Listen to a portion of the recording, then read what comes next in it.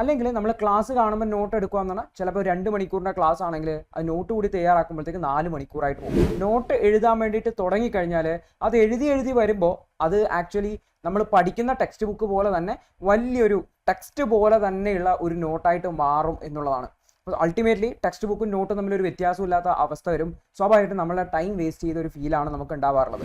Actually നമ്മൾ ലൈവായിട്ട് എങ്ങനെയാണ് നോട്ട് മേക്ക് ചെയ്യുക എന്നുള്ളതാണ് മനസ്സിലാക്കാൻ വേണ്ടി പോകുന്നത്. ശ്രീകാന്തിൻ്റെ ടെക്സ്റ്റ് ബുക്കിൽ ഒരു പേജ് അല്ലെങ്കിൽ ഒരു 3/4 പേജുള്ള സംഭവത്തെ നിങ്ങൾക്കൊരു A4 ഷീറ്റിൻ്റെ അല്ലെങ്കിൽ ഒരു നോട്ട് ബുക്കിൻ്റെ അര പേജിലേക്ക് ഒതുക്കാൻ വേണ്ടി പറ്റും ഇതേപോലെയാണ് പ്രസൻറ്റ് ചെയ്യുന്നതെങ്കിൽ.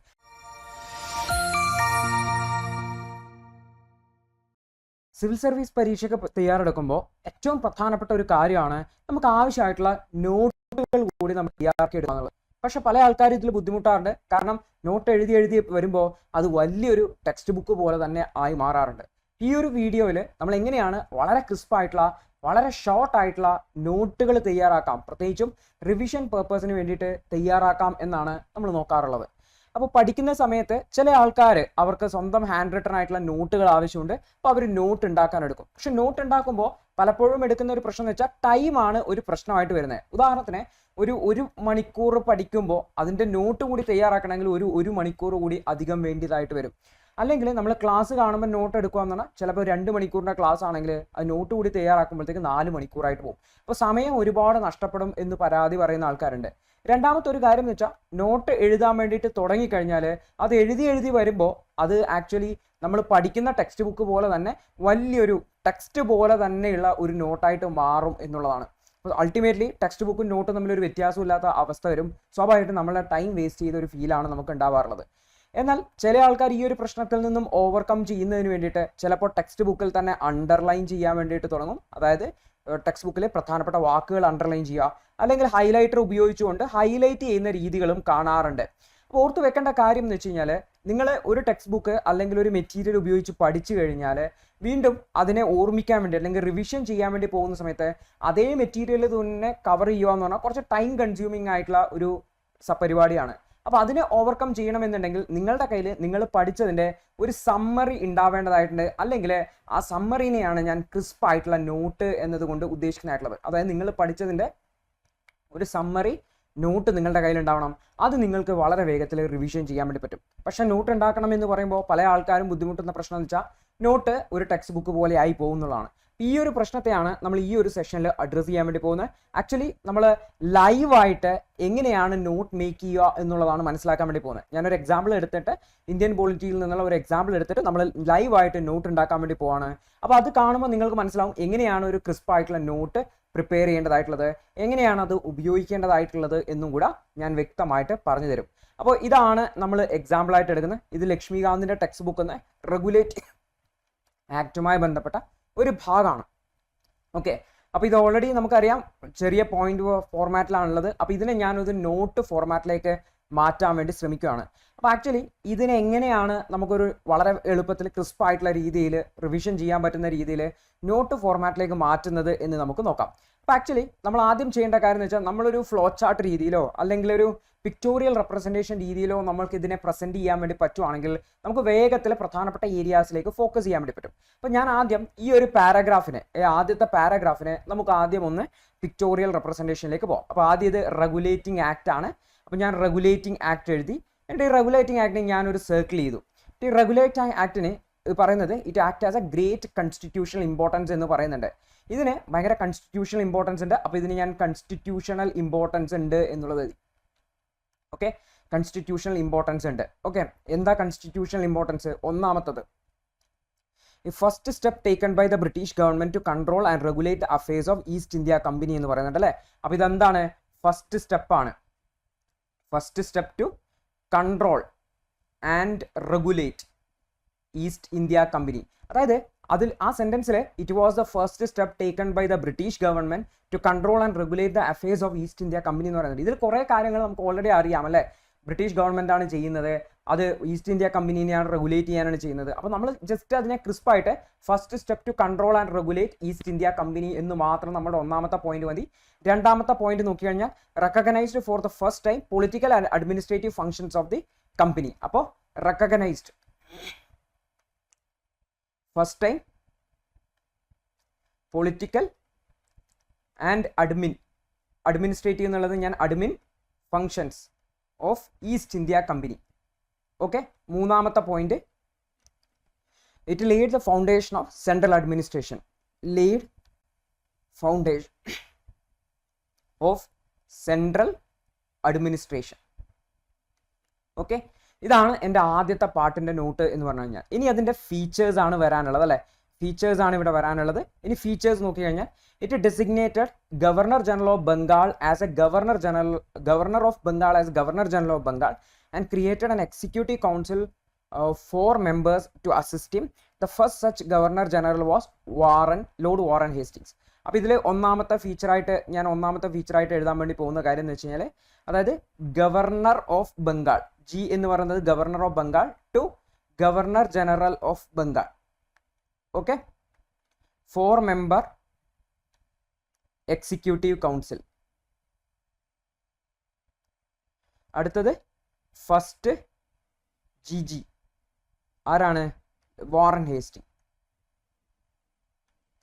ഒന്നാമത്തെ പോയിന്റ് ഞാൻ എഴുതി, അതായത് ഗവർണർ ജനറൽ ഓഫ് ബംഗാളിനെ ഗവർണർ ഓഫ് ബംഗാളിനെ ഗവർണർ ജനറൽ ഓഫ് ബംഗാൾ ആക്കി മാറ്റി. 4 member എക്സിക്യൂട്ടീവ് കൗൺസിൽ ക്രിയേറ്റ് ചെയ്തു. ഫസ്റ്റ് ഗവർണർ ജനറൽ ആണ് വാറൻ ഹേസ്റ്റിങ്സ്. ഓക്കെ, ഇനി രണ്ടാമത്തെ പോയിന്റിനെ ഞാൻ എഴുതിയാലോ. He made the governors of Bombay and Madras president subordinate to governor general of Bengal unlike other where the 3 presidencies were independent. Earlier independent. Okay, now governor of Madras and Bombay subordinate to GG of Bengal.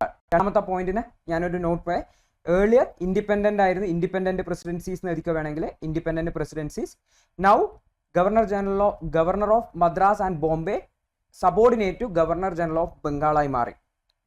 മൂന്നാമത്തെ point, it provide the establishment of Supreme Court at Calcutta comprising 1 chief justice and established Supreme Court at Calcutta. Year ഞാൻ 1774. ഇതിലെന്താണ് 1774? അതിൽ ജഡ്ജസിൻ്റെ കാര്യം നോക്കിക്കഴിഞ്ഞാൽ 1 chief justice plus എത്ര judges ആണ്? 3 judges. Okay, ഇതാണ് മൂന്നാമത്തെ point. Okay, നാലാമത്തെ പോയിന്റ് നമുക്ക് നോക്കിക്കഴിഞ്ഞാൽ it prohibited servants of the company from engaging in any private trade or accepting presents or bribes from the natives. അപ്പോൾ അടുത്ത പോയിന്റ് എന്ന് വെച്ചാൽ, നാലാമത്തെ പോയിന്റ് എന്ന് വെച്ചാൽ പ്രിവെന്റഡ് അല്ലെങ്കിൽ prohibited private trade off company officials, prohibited presentations and bribes. Okay, അഞ്ചാമത്തെ point എന്ന് പറഞ്ഞു കഴിഞ്ഞാൽ it strengthened the control of the British government over the company by required a court of directors governing body of the company to report its revenue, civil and military affairs in India. അപ്പോൾ അടുത്ത point എന്ന് പറഞ്ഞു കഴിഞ്ഞാൽ court of director, ബാക്കിൽ വേണമെങ്കിൽ governing body എന്ന് എഴുതിക്കോ, to report to British government എന്തൊക്കെയാണ്? Civil, military, revenue affairs. വേണമെങ്കിൽ ഇത് നമ്മുടെ സ്ട്രെങ്തൻഡ് ബ്രിട്ടീഷ് ഗവൺമെന്റ്, കാരണം ബ്രിട്ടീഷ് ഗവൺമെന്റ് റിപ്പോർട്ട് ചെയ്യേണ്ടതായിട്ടുണ്ട്. അപ്പോൾ ഇത് ആക്ച്വലി ഞാൻ റെഗുലേറ്റിംഗ് ആക്ടിനെ ഇത്തരത്തിലുള്ള ഒരു പിക്ചോറിയൽ ഫോമിലേക്ക് എഴുതി. അതായത് നിങ്ങളൊരു A4 ഷീറ്റിലാണ് ഇത് എഴുതുന്നതെങ്കിൽ A4 ഷീറ്റിനെ ഒരു 1/3 സ്പേസ് കൊണ്ട് നിങ്ങൾക്ക് ഈ ഒരു കണ്ടന്റ് എഴുതി വെക്കാൻ വേണ്ടി പറ്റും. ഓക്കെ, അപ്പോൾ ഇത് നമ്മൾ ആ റെഗുലേറ്റിംഗ് ആക്ടിനെ വളരെ സിമ്പിൾ ആയിട്ടുള്ള രൂപത്തിൽ നമുക്കിത് എടുക്കാൻ വേണ്ടി പറ്റും. ഇങ്ങനെയാണ് നിങ്ങൾ നോട്ട് ഉണ്ടാക്കാൻ വേണ്ടി ശ്രമിക്കേണ്ടതായിട്ടുള്ളത്. അല്ലാതെ ഇതേപോലെ പാരഗ്രാഫ് സ്റ്റൈലിലേക്ക് നിങ്ങൾ എഴുതാൻ വേണ്ടി പോകരുത്. ഈ ഒരു സ്റ്റൈലിലേക്കല്ല നിങ്ങൾ എഴുതിയെടുക്കേണ്ടതായിട്ടുള്ളത്. അങ്ങനെയാണെങ്കിൽ നിങ്ങളുടെ നോട്ട് എന്ന് പറഞ്ഞാൽ വീണ്ടും അതൊരു നോട്ട്ബുക്ക് പോലെ അല്ലെങ്കിൽ ഇതേപോലെ ടെക്സ്റ്റ് ബുക്ക് പോലെ തന്നെ ആയിപ്പോൾ. അതിന് പകരം ഇങ്ങനെ ക്രിസ്പായിട്ട് പോയിന്റ് ഫോമിൽ പിക്ചോറിയൽ റെപ്രസെൻറ്റേഷൻ ആയിട്ട് എഴുതാൻ വേണ്ടി ശ്രമിക്കുക. ഇനി നിങ്ങൾ റിവിഷൻ ചെയ്യുമ്പോൾ ശ്രദ്ധിക്കേണ്ട കാര്യം എന്ന് വെച്ച് കഴിഞ്ഞാൽ, ഈ പോയിന്റുകൾ വെച്ചുകൊണ്ട് നിങ്ങൾക്ക് ഈ ടെക്സ്റ്റ് ബുക്കിൽ പറഞ്ഞ കാര്യങ്ങൾ മുഴുവൻ പറയാൻ പറ്റണം.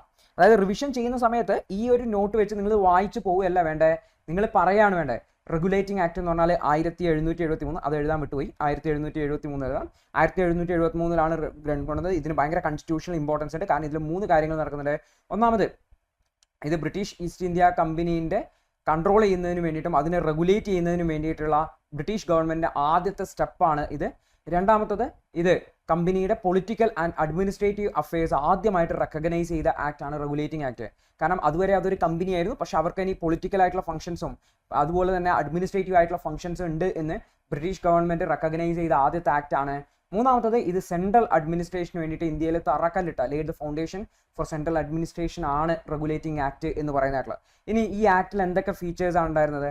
ആദ്യം തന്നെ ചെയ്തത് ഗവർണർ ഓഫ് ബംഗാളിനെ ഗവർണർ ജനറൽ ഓഫ് ബംഗാൾ എന്ന പേര് വിളിച്ചു. കാരണം അതുവരെ 3 ഇൻഡിപെൻഡന്റ് പ്രസിഡൻസീസ് ആണ് ഉണ്ടായിരുന്നത്, governor of Bengal, governor of Madras, governor of Calcutta. അപ്പോൾ ഇതിൽ governor of Madras, governor of Bombay, governor of Bengal. അപ്പോൾ ഇതിൽ ഗവർണർ ഓഫ് ബംഗാളിനെ ഗവർണർ ജനറൽ ഓഫ് ബംഗാൾ ആക്കി. അദ്ദേഹത്തിന് അസിസ്റ്റ് ചെയ്യാൻ വേണ്ടിയിട്ട് 4 മെമ്പർ എക്സിക്യൂട്ടീവ് കൗൺസിലിനെ ക്രിയേറ്റ് ചെയ്തു. അതുപോലെ തന്നെ ആദ്യത്തെ ഗവർണർ ജനറൽ ഓഫ് ബംഗാളാണ് വാറൻ ഹേസ്റ്റിങ്സ് എന്ന് പറയുന്നത്. അപ്പോൾ ഇതിന്റെ സെൻട്രലൈസേഷന്റെ ഭാഗം എന്ന് വെച്ചാൽ നേരത്തെ ഇത് ഇൻഡിപെൻഡന്റ് ആയിട്ടുള്ള പ്രസിഡൻസീസ് ആണ് ഉണ്ടായിരുന്നത്. അതിന് പകരം പുതിയ പ്രസിഡൻസീസ് പുതിയ ഈ ഒരു മദ്രാസ് പ്രസിഡൻസീസിനും ബോംബെ പ്രസിഡൻസീസിനും ഈ ഒരു ബംഗാൾ പ്രസിഡൻസിയുടെ കീഴിലേക്ക് കൊണ്ടുവന്നു. സെൻട്രലൈസ് ചെയ്യുകയാണ്. കാരണം 3 ഇൻഡിപെൻഡന്റ് ആയിരുന്നു നേരത്തെ, ഇപ്പോൾ സെൻട്രലൈസ് ചെയ്യാണ്. 1 സെൻട്രൽ, അതിന് താഴെ മറ്റ് 2 എന്ന രീതിയിലേക്ക് കൊണ്ടുവരുവാണ് ചെയ്തത്. അപ്പോൾ ഇതെല്ലാം ഗവർണർ ഓഫ് ബോംബെയും ഗവർണർ ഓഫ് മദ്രാസും ഗവർണർ ഓഫ് ബംഗാളിനെ സബോർഡിനേറ്റ് ആയിട്ടുള്ള രീതിയിൽ റിപ്പോർട്ട് ചെയ്യുന്ന രീതിയിലേക്ക് കൊണ്ടുവന്നു. മൂന്നാമത്തത്, ഒരു സുപ്രീം കോടതിയെ എസ്റ്റാബ്ലിഷ് ചെയ്തു. 1774 കൽക്കത്തയിലെ ഒരു ചീഫ് ജസ്റ്റിസും 3 ജഡ്ജസും ചേർന്നതായിരുന്നു ഈ ഒരു സുപ്രീം കോടതി എന്ന് പറയുന്നത്. നാലാമത്തെന്ന് പറഞ്ഞു കഴിഞ്ഞാൽ ഇത് കമ്പനി ഒഫീഷ്യൽസിൻ്റെ പ്രൈവറ്റ് ട്രേഡിനെ പ്രൊഹിബിറ്റ് ചെയ്തു. അവർ ഏതെങ്കിലും പ്രസൻറ്റുകളോ ബ്രൈബുകളോ ആൾക്കാരിൽ നിന്നും വാങ്ങുന്നത്, അല്ലെങ്കിൽ ഇന്ത്യക്കാരായിട്ടുള്ള കച്ചവടക്കാരിൽ നിന്നും വാങ്ങുന്നതിനെ ഇത് പ്രൊഹിബിറ്റ് ചെയ്തു. അടുത്തത്, ഇത് കമ്പനിയുടെ ഇന്ത്യയിലെ കാര്യങ്ങൾ നോക്കുന്ന അവരുടെ കോർട്ട് ഓഫ് ഡയറക്ടേഴ്സ് ഉണ്ട്, അവർ കമ്പനിയുടെ കാര്യങ്ങൾ നോക്കുന്നതാണ്. അവർ ബ്രിട്ടീഷ് ഗവൺമെൻറ്റിനോട് റിപ്പോർട്ട് ചെയ്യണം. കമ്പനിയുടെ സിവിൽ, അതുപോലെ തന്നെ മിലിറ്ററി, അതുപോലെ തന്നെ റവന്യൂ അഫയേഴ്സ് ബ്രിട്ടീഷ് ഗവൺമെൻറ്റിനോട് റിപ്പോർട്ട് ചെയ്യണം എന്ന് പറഞ്ഞു. സ്വാഭാവികമായിട്ടും ബ്രിട്ടീഷ് ഗവൺമെൻറ്റിന് ഒരു കൺട്രോൾ വരും അല്ലെ ഇവരുടെ കയ്യിലേക്ക്. കാരണം കോർട്ട് ഓഫ് ഡയറക്ടേഴ്സ് എന്താണ് ബ്രിട്ടീഷ് ഗവൺമെൻറ്റിന് റിപ്പോർട്ട് ചെയ്യേണ്ട ഒരു സാഹചര്യത്തിലേക്ക് വന്നു. അപ്പോൾ ഇത്രയും കാര്യങ്ങളാണ് റെഗുലേറ്റിംഗ് ആക്ടിൽ ഉണ്ടായത്. ഇതാണ് നിങ്ങൾ റിവിഷൻ ചെയ്യേണ്ട ഭാഗം. ഓക്കെ, അപ്പോൾ എങ്ങനെയാണ് നോട്ട് ഉണ്ടാക്കേണ്ടതെന്ന് ഞാൻ പറഞ്ഞു, എങ്ങനെയാണ് നമ്മളത് റിവിഷൻ ചെയ്യേണ്ടത്. ഇത്രയും കാര്യങ്ങൾ നിങ്ങൾക്ക് ഈ നോട്ട് വെച്ച് സ്വന്തമായിട്ട് പറയാൻ പറ്റുന്നുണ്ട്, അല്ലെങ്കിൽ ഓർത്തെടുക്കാൻ പറ്റുന്നുണ്ടെങ്കിൽ നിങ്ങൾ പഠിച്ചിട്ടുണ്ട്, നിങ്ങൾ റിവിഷൻ സക്സസ്ഫുള്ളി ചെയ്തിട്ടുണ്ട് എന്ന് പറയാൻ വേണ്ടി പറ്റും. അപ്പോൾ ഈ റിവിഷൻ ഇങ്ങനെ ചെയ്യാൻ പറ്റുന്ന രീതിയിൽ വേണം. ഇൻ കേസ് നിങ്ങളിപ്പോൾ എഴുതിയ പോയിന്റുകളിൽ ഏതെങ്കിലും നിങ്ങൾക്ക് ഇതേപോലെ സ്വന്തമായിട്ട് പറയാൻ പറ്റുന്നില്ല, കൺഫ്യൂഷൻ വരുവാണെങ്കിൽ എപ്പോഴും ചിന്തിക്കുക, നിങ്ങളുടെ റെഫറൻസ് ആയിട്ടുള്ള മെറ്റീരിയൽ, അതായത് അത് ക്ലാസ് ആയിക്കോട്ടെ അല്ലെങ്കിൽ നിങ്ങളുടെ കയ്യിലുള്ള ടെക്സ്റ്റ് ബുക്ക് ആയിക്കോട്ടെ, അത് നിങ്ങളുടെ കയ്യിൽ എപ്പോഴും ഉണ്ട്. ഉദാഹരണത്തിന് എനിക്ക് ഈ പോയിന്റ് വായിച്ചിട്ട് മനസ്സിലാവുന്നില്ല, ഈ കോർട്ട് ഓഫ് ഡയറക്ടേഴ്സ് എന്താ സംഭവം എനിക്ക് മനസ്സിലാവുന്നത്. അപ്പോൾ നേരെ നിങ്ങൾ ടെക്സ്റ്റ് ബുക്കിലേക്ക് പോവുക, ടെക്സ്റ്റ് ബുക്കിൽ ആ പോയിന്റ് എടുത്തിട്ട് വായിച്ച് നോക്കുക, ഓക്കെ ഇതാണ് സംഭവം. അപ്പോൾ ഇവിടെ എന്താണ് ആ ക്ലാരിറ്റി കുറവ് എന്നുള്ളത് ഇവിടെ അതൊന്ന് ക്ലാരിറ്റി വരുത്താൻ വേണ്ടി ചെയ്യുക. അപ്പോൾ നിങ്ങൾ ഓരോ ടോപ്പിക്കിൻ്റെ മേലെ ഇങ്ങനെ ക്രിസ്പായിട്ടുള്ള നോട്ടുകൾ ഉണ്ടാക്കി നിങ്ങൾക്ക് വളരെ വേഗത്തിൽ റിവിഷൻ ചെയ്ത് പോകാൻ വേണ്ടി പറ്റും. വളരെ വേഗത്തിൽ നോട്ടുകൾ ഉണ്ടാക്കിയിട്ടും പോകാൻ വേണ്ടി പറ്റും. നിങ്ങൾക്ക് ബൾക്കി ആയിട്ടുള്ള ഒരു നോട്ട് ഉണ്ടാവില്ല, ചെറിയ ഞാൻ ഈ പറഞ്ഞില്ലേ, അതായത് ഇത് ലക്ഷ്മികാന്തിൻ്റെ ടെക്സ്റ്റ് ബുക്കിലെ 1 പേജ് അല്ലെങ്കിൽ ഒരു 3/4 പേജുള്ള സംഭവത്തെ നിങ്ങൾക്ക് ഒരു A4 ഷീറ്റിൻ്റെ അല്ലെങ്കിൽ ഒരു നോട്ട് ബുക്കിൻ്റെ 1/2 പേജിലേക്ക് ഒതുക്കാൻ വേണ്ടി പറ്റും ഇതേപോലെയാണ് പ്രസൻറ്റ് ചെയ്യുന്നതെങ്കിൽ. അപ്പോൾ കൃത്യമായിട്ട് എങ്ങനെയാണ് നോട്ട് മേക്ക് ചെയ്യേണ്ടതെന്ന് ഞാൻ വളരെ വ്യക്തമായിട്ട് പറഞ്ഞു തന്നിട്ടുണ്ട്. അപ്പോൾ എങ്ങനെയാണ് കൃത്യമായിട്ടുള്ള ഒരു നോട്ട് ഉണ്ടാക്കേണ്ടത്, അതിനെ എങ്ങനെയാണ് റിവിഷൻ ചെയ്യാൻ വേണ്ടി ശ്രമിക്കേണ്ടത് എന്നുള്ളത് വ്യക്തമായിട്ട് മനസ്സിലായിട്ടുണ്ടാവും എന്നാണ് കരുതുന്നത്.